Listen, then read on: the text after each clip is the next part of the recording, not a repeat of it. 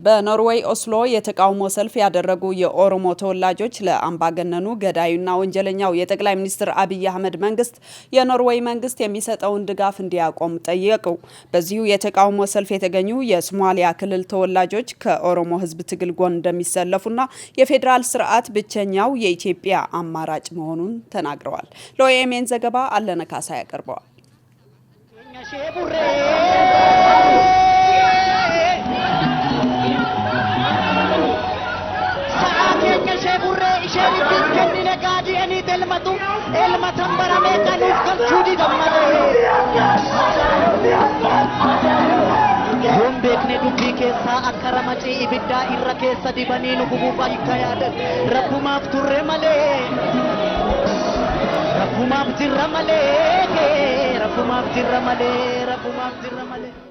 በኖርዌይ ኦስሎ ከተማ በርካታ የኦሮሞ ብሔርና የሶማሌ ክልል ተወላጆች የጠቅላይ ሚኒስትር አብይ አህመድ መንግስትን በመቃወም ሰላማዊ ሰልፍ አድርገዋል። ሰላማዊ ሰልፈኞቹ የጠቅላይ ሚኒስትር አብይ አህመድ መንግስት የኦሮሞ ህዝብን በማግለል በመጨቆንና በመግደል ለማፈን የሚያደርገውን ጥረት ያወገዙ ሲሆን የኦሮሞ ህዝብ ነጻነትና ፍትህ ማግኘት እንደሚገባውም ድምጻቸውን አሰምተዋል።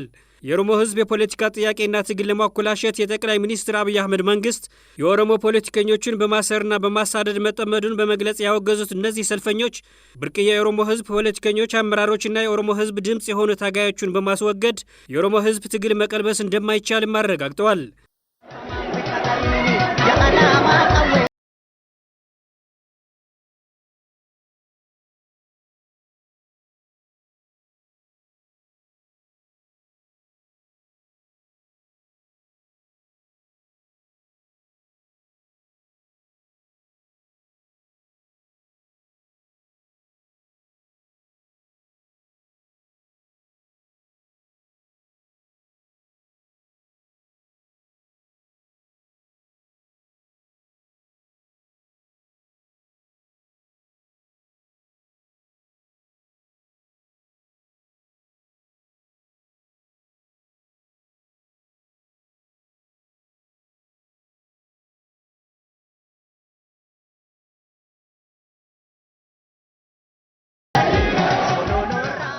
መንግስት ያሰራቸውን እንቁዬ የኦሮሞ ህዝብ አመራሮችን እነ ጀዋር መሐመድ፣ አቦ በቀለ ገርባ፣ ሚካኤል ቦሩ፣ ዶክተር ሽጉጤ ገለቴ፣ ከኔሳ አያናና ሌሎችን በአስቸኳይ እንዲፈቱ የጠየቁት ሰላማዊ ሰልፈኞቹ የኦሮሞ ህዝብ ትግል ተጠናክሮ እንደሚቀጥል አረጋግጠዋል። የኖርዌይ መንግስት ለአምባገነኑ ገዳዩና ወንጀለኛው የአብይ አህመድ መንግስት የሚሰጠውን ድጋፍ እንዲያቆም የጠየቁት እነዚህ ሰልፈኞች ጠቅላይ ሚኒስትር አብይ አህመድ ከስልጣን ወርደው ለፍርድ መቅረብ እንዳለባቸውም ገልጸዋል።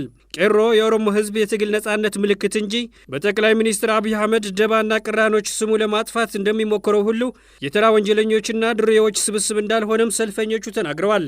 በዚህ ሰልፍ ላይ የተሳተፉ የሶማሌ ክልል ተወላጆችም በሙስና የተጨማለቀው የአምባገነኑ አብይ አህመድ መንግስት ሊወገድ እንደሚገባውና የኢትዮጵያ ብሔር ብሔረሰቦች አለኝታ የሆነ የፌዴራል ስርዓት ሊጠበቅ እንደሚገባው ተናግረዋል። የሶማሌ ክልል ህዝብ ከወንድሙ የኦሮሞ ህዝብ ጎን በመሰለፍ እስከ መጨረሻው እንደሚታገል አረጋግጠዋል። We call the international community and all stakeholders of Ethiopia to denounce that Ethiopia must be democratic and federal. And every nation must decide their own leaders. Oromo and the Somalis and Tigray and all other Ethiopian ethnic groups would not accept. ሰልፈኞቹ ለኖርዌይ መንግስትና ህዝብ ባስተላለፉት መልእክት ህዝቦችን በማፈንና በመጨቆን ላይ የተጠመዱት ጠቅላይ ሚኒስትር አብይ አህመድ የዓለም የሰላም ኖቤል ሽልማት እንደማይገባቸውም ገልጸዋል።